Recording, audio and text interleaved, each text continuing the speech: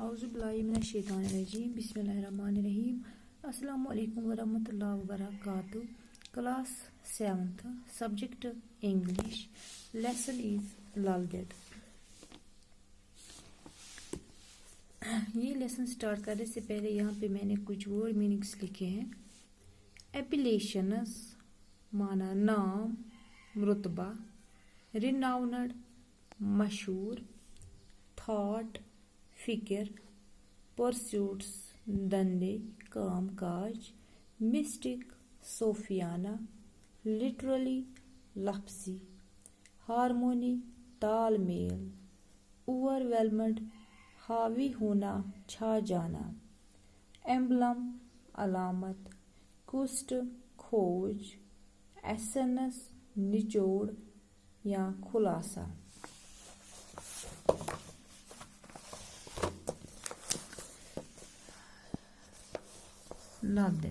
Laldet 1320 to 1392, a 14th century poet, was born in Padmanpur near Pampur, Pulwama. She is known by various appellations like Lala, Lal Arifa, Laleshwari, and Lalit. She is the most respected and renowned woman, saint poet of Kashmir. She was married at the age of 12, but her married life proved unhappy and she left her in-laws at the age of 24 to take sannyas. She was greatly influenced by the Shivaiti and Sufi schools of thought. She gave up worldly pursuits and pleasures to know God. Laldet 1320 से 1392 जो 14वीं सदी की एक शायरा थी, उसकी पैदाइश पुलवामा में पंपोर के नज़दीक पद्मपुर में हुई थी। उससे लल आरिफा, माई ललदेद, ललेश्वरी, लल योगेश्वरी और लल अजीम जैसे अलग अलग खिताबों से जाना जाता है। वो कश्मीर की सबसे ज़्यादा काबिल एहतराम और मशहूर सूफी शायरा हैं। उसकी शादी 12 साल की उम्र में हो गई, लेकिन उसकी शादीशुदा ज़िंदगी नाखुशगवार साबित हुई और उसने संन्यास लेने के लिए 24 साल की उम्र में अपना ससुराल छोड़ दिया। वो शिव और सूफी मकतबा फ़िक्र से बहुत मुतासिर हुई। उसने अपने खुदा को जानने के लिए दुनियावी धंधों और खुशियों को तर्क कर दिया है। She not only became a mystic of the Kashmiri Shivaiti sect but also a Sufi saint. She created the mystic poetry called waqas, literally saying or speech. Each waq containing 4 lines is a short poem structured around a theme popularly known as Lal Waqas. Her poetry is considered the earliest composition in the Kashmiri language and plays an important role in the history of Kashmiri literature. Her works represent the best teachings for mankind in the modern world.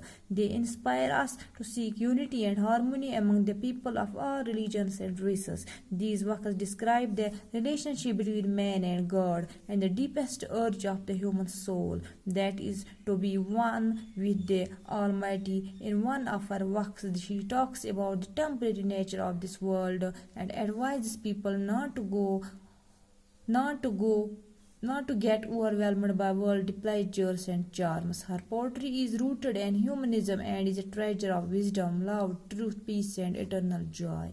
It reveals the real essence of religion. Laldet greatly influenced Sheikh Nuruddin Wali Rahmatullah Allah, the famous Kashmiri poet, saint known for his great poetry. वो न सिर्फ कश्मीरी शिव मसला की एक जोगी बनी बल्कि एक सूफी फ़कीर भी बनी।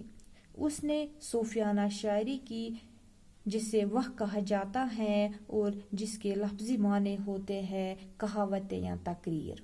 हर एक वक्त में 4 मिसरे होते हैं जो एक मुख्तसर नज़म होती है और जो किसी मज़मून के बारे में कही गई होती है।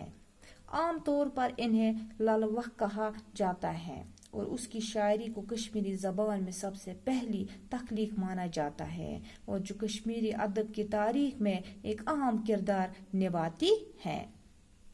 उसके वक्त मौजूदा दुनिया में बनी नौ इंसान के लिए बेहतरीन तालीमात की नुमाइंदगी करते हैं।